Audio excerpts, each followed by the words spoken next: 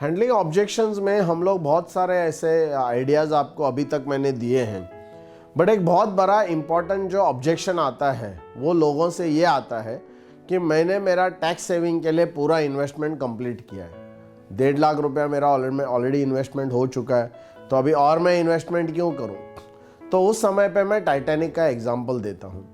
तो Titanic ship के बारे में सब लोग आप जानते हो, इंश्योरेंस इंडस्ट्री में ये कॉमन सब्जेक्ट है जिसमें बहुत सारे लोगों को हम हमेशा समझाते रहते हैं। तो टाइटैनिक में क्या हुआ, टाइटैनिक ऐसी एक जहाज थी जो कभी भी डूबने वाली नहीं है, ऐसा उसको एक करार दिया था।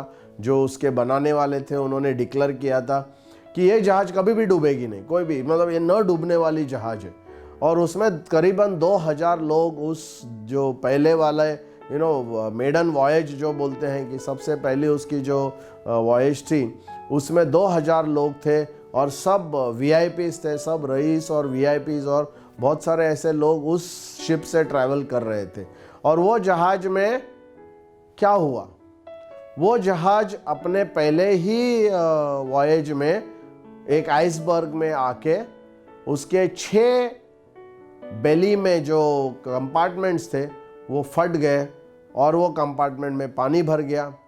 कहते हैं कि 4 कंपार्टमेंट तक पानी, क्योंकि टोटल 8 कंपार्टमेंट थे, वो 8 कंपार्टमेंट में से अगर उसके 4 कंपार्टमेंट भी फट जाए तो भी वो शिप, वो जहाज जो है डूबती नहीं थी। बड़ा अकस्मात क्या हुआ, उस रात को 6 कंपार्टमेंट्स में पानी घुस गया और उसके कारण वो जहाज डूब गई।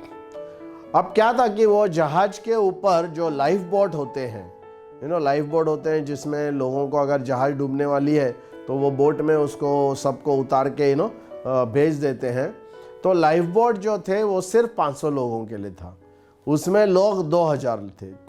तो 500 क्यों थे, क्योंकि जो सर्टिफाइंग अथॉरिटी है, जो गवर्नमेंट है, गवर्नमेंट ने ऐसा कहा था कि जहाज के ऊपर मिनिमम इतने सारे लाइफ बोट होना चाहिए।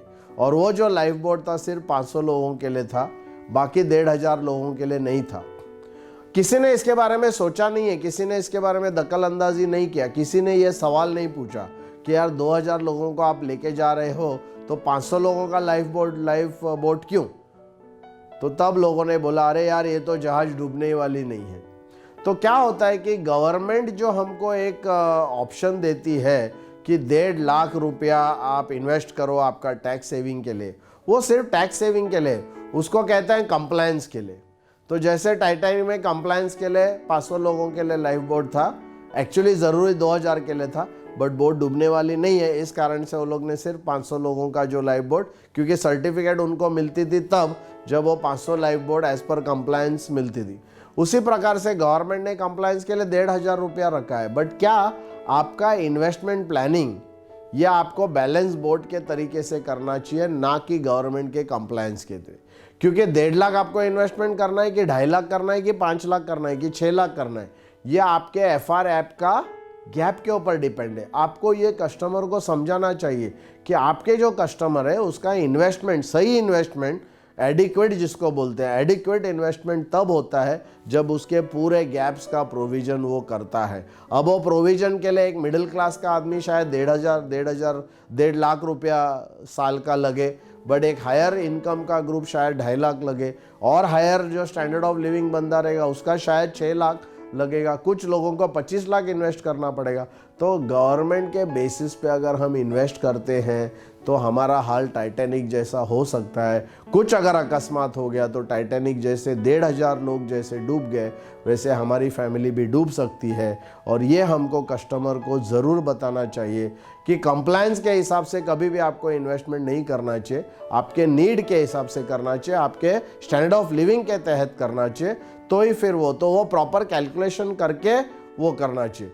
टाइटैनिक ने भी 2000 लाइफ बोट्स डालना चाहिए था, बट वजन बोट का बढ़ता है, जहाज का वजन बढ़ता है, शायद उसके कारण वो नहीं किए। शायद गवर्नमेंट ने जो कंप्लायंस दिया था उतना ही, वजह पता नहीं है। बट मुझे लगता है कि 1500 लोगों की जान गई, इसलिए गई कि किसी ने इसके बारे में सोचा नहीं है।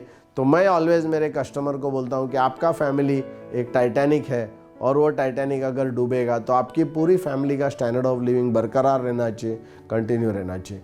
ऐसे आप अगर प्रॉपरली प्रोफेशनली लोगों को समझाएंगे तो एक बैलेंस बोर्ड जैसे जिसमें हमने डेट, इक्विटी और इंश्योरेंस का बात किया पुराने पिछले वीडियोस में, तो वो आपको प्रॉपर अगर जाके कस्टमर को आप एक्सप्लेन करेंगे तो ज़रूर आपको कोई दिक्कत नहीं आएगी, टर्म पॉलिसी की दिक्कत नहीं आएगी, एंडाउमेंट पॉलिसी बेचने की दिक्कत नहीं आएगी, क्योंकि आप एक प्रॉपर एसेट एलोकेशन के हिसाब से उनको समझाएंगे।